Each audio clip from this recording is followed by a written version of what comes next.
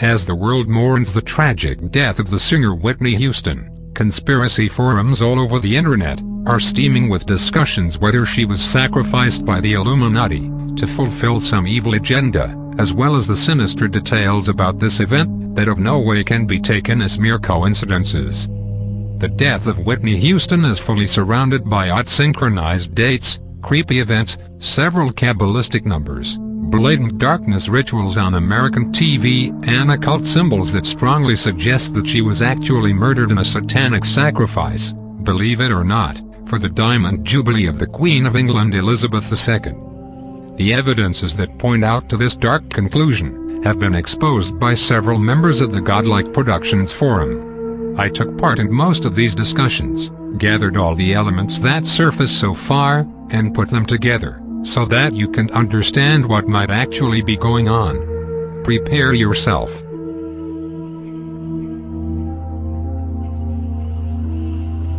Let's start by taking a look back at Madonna's performance at the Super Bowl halftime, in February 5th. Dressing as a Babylonian goddess of darkness, she threw up a blatant occult ritual on American TV, accompanied by Mia, Nicki Minaj and dozens of dancers, dressed like pagan entities, priests and priestesses. Madonna, who's an actual priestess of the Jewish Kabbalah, nicknamed Esther, seems to be representing the Venus, Inanna, Ishtar, the alien goddess worshipped by the Illuminati. Notice that part of the stage has the shape of a diamond, and take in mind that this ritual at the Super Bowl took place one day before the date of Queen Elizabeth's Diamond Jubilee.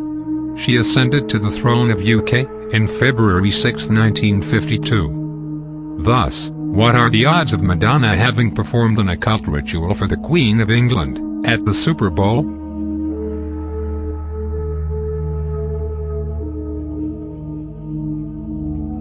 Whitney Houston also had a quick career in Hollywood, and you might remember that in the movie The Bodyguard, she also performs a song dressed like Venus Inanna, and using a suit similar to Madonna's Super Bowl suit. Also during the Super Bowl, the Pepsi aired a creepy commercial, with a royal-like scenario with the dual colors of the Freemasonry on the floor, and where Whitney Houston looked like, watches symbolic sacrifices in front of her. Notice that her impersonator has a couple of butterflies in her hair. What could be a subliminal message about Whitney Houston have been a monarch subject. Don't miss any detail. The same commercial also has a Mariah Carey look-alike, singing the music Respect, originally sung by Aretha Franklin.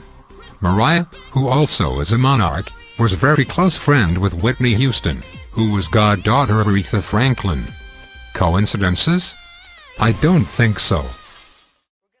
Despite the fact that mainstream media and American authorities have built an entire quote-unquote accidental death scenario, in the last days too much creepy details have surfaced pointing out to a murder, and even the anchor of CNN, Nancy Grace, suggested that someone may have pushed Whitney Houston under the water in her hotel bathtub.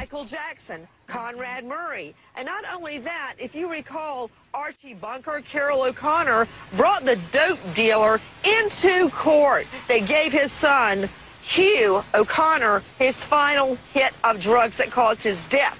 So I'd like to know who was around her, who, if anyone, gave her drugs following alcohol and drugs, and who let her slip or pushed her underneath that water. Apparently no signs of force or trauma to the body. Right. Who let Whitney Houston go under her water? From now on, pay close attention to the several Kabbalistic numbers present in Whitney Houston's death. You probably may have seen these same numbers before, in other events, involving the death of celebrities or catastrophes with mass deaths. Sometimes they appear blatantly and sometimes we have to decode them, by using numerology. She died in her 11th day. She was staying in the room number 434, at the Beverly Hilton Hotel in Los Angeles. She was pronounced dead at 3:55 p.m., and this hour holds a very creepy synchronicity. According to the astrological chart of Whitney Houston's birthday, she was born on August 9th. Her zodiac sign was Leo, with ascendant in Pisces. Stay with me. The hour of her birth was 8:55 p.m., and the Illuminati apparatus behind her death made sure that she was pronounced dead at 3:55 p.m. Another creepy detail. Whitney Houston's middle name was Elizabeth, as well as the Queen of England. You think it's over? I've set the simulator stellarium with the coordinates of Los Angeles, by the day and approximate time of Whitney Houston's death. Take a look at the position of Venus, the morning star worshipped by the Illuminati, the planet associated with the alien goddess Inanna. It's rising in the sky, entering the house of Pisces, which is the ascendant zodiac sign of Whitney Houston. Now take a look at the magnitude of Venus. By numerology the result equals 6, which is the day of the Queen Elizabeth's Diamond Jubilee. Still not convinced that Whitney Houston was sacrificed by the Illuminati?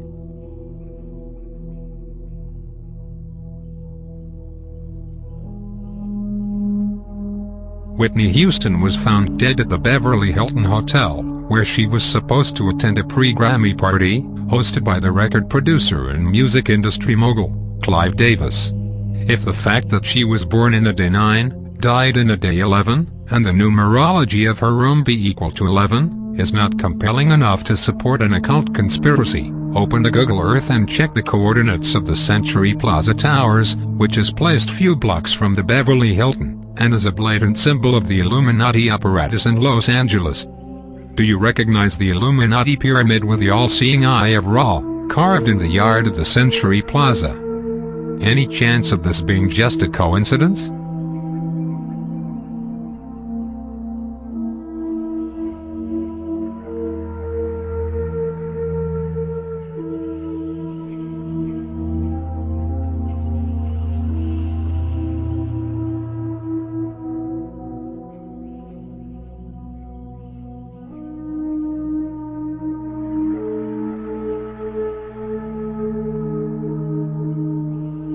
Another sinister detail that just surfaced is that the coroner service was ordered by Clive Davis for not removing Whitney's body until the end of his party at the Beverly Hilton. And notice that the Los Angeles police did not even close the hotel for forensics investigation, at least not until before the party, what would be the standard procedure and surely applied if it was an ordinary person dead in the same circumstance.